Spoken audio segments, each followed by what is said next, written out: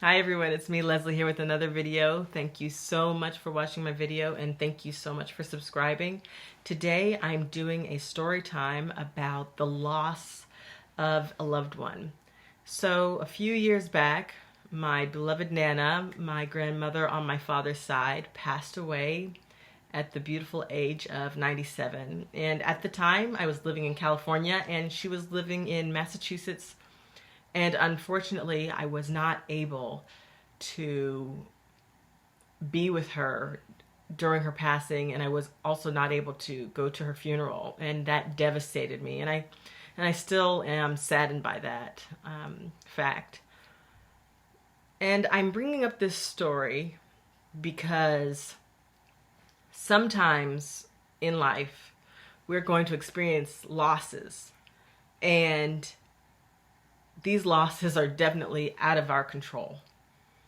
And we need to learn how to find ways to manage these losses in a healthy way. So, for example, I was able to call my Nana on her deathbed and tell her I loved her, and she got to tell me she loved me back. And so even though I wasn't able to be there, I had a blessing in the sense that I was able to tell her goodbye. And also now I commemorate her with daily thoughts and also her pictures on our family wall. But I'm also telling this story because I have a younger sister who currently is out of the country. And this is a shirt she gave me, so I'm wearing the shirt in commemoration of my sister. And I thought I had a different video planned for you all today, but because this is touching my heart, I wanted to talk about it with you all today. And I'm going to try not to cry. But my sister, she moved away, and she's in a relationship. She's in another country. And she's so near and dear and precious to me, not just because she's my younger sister, but because she's a beautiful human being.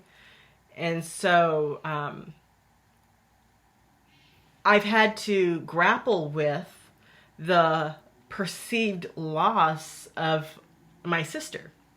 So my sister, of course, she's got her own life. You know, we're almost 40. She's got her own life, her own things going on.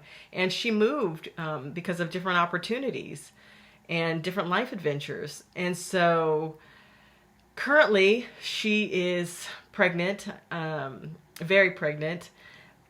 And so right now, currently, I'm grappling with the perceived loss of my sister, her being away, and also the loss of the experience of being in her presence during her first time pregnancy, and just this beautiful life that she's growing in her body. I feel like I'm losing out on that experience.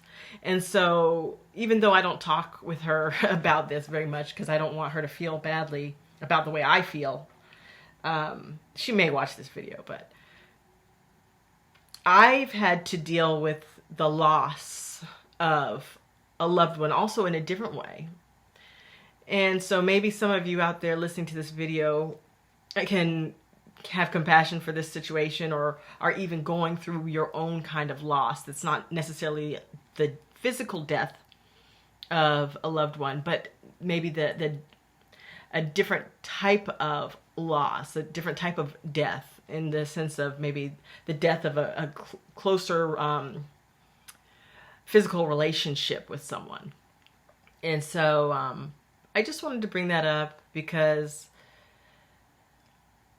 I had to do some self-reflection about my sister being away and her also starting a family so far away from me. And what I'm trying to say is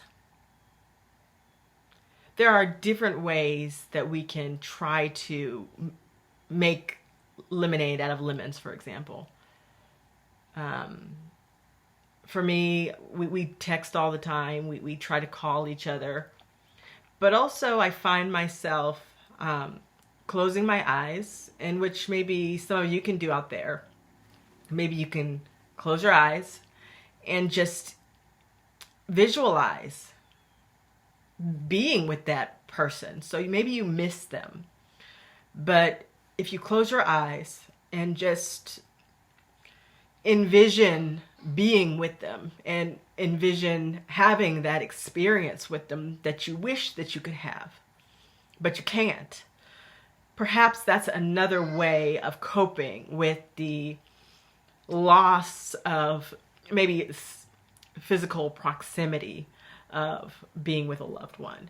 So I just kind of wanted to share that with you all, because we can't always be with our loved ones. Sometimes they pass away. Well, eventually we all pass away, of course, but sometimes we lose a loved one due to death. And then sometimes we lose a loved one, a perceived loss due to distance. And so that doesn't have to be the end of that relationship or the end of the growth of the relationship.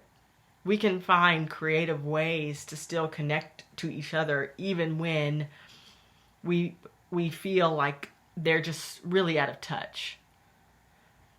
And like I said, today even, closed my eyes and just envisioned being near my sister and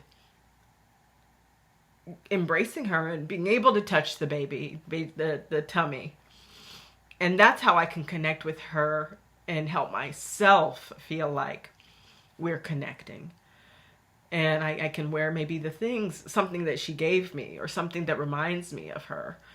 So when we feel like somebody is out of touch or we lose someone, perhaps we can heal and find comfort in maybe dreaming of them and thinking of them, wearing something that they gave you or gave us, or wearing some jewelry that they gave us, or whatever. Maybe they gave you a gift is what I'm trying to say. And or reflecting on like a photo that you have of them. You can have a fond thought of them, and that can also help you connect to them in that moment. So that's all I wanted to say today. And for any of you out there missing a loved one due to distance, or maybe something happened with the relationship and you all don't talk anymore, or maybe somebody passed, we always have our memories, and we always have our creativity. So I'm asking you all to consider using your memories and using your creativity and maybe special objects that you have that remind you of them to find comfort and peace in the memory of them, envisioning them, imagining that you're with them at the moment. Imagine what you would be doing with them if they were with you, and connect with them that way. In this life, we can't always be with the people that we love, and sometimes relationships fall apart. But if we use our imaginations and creativity, we can find a way to heal. We can find a way to accept the loss, the perceived loss, and help us to these creative ways of coping and accepting can help us all to move on and find, say, a light at the end of the tunnel, or a rainbow in the cloud, or make that lemonade out of those lemons. Okay, everyone, so that's all I wanted to say today, and until next time, bye.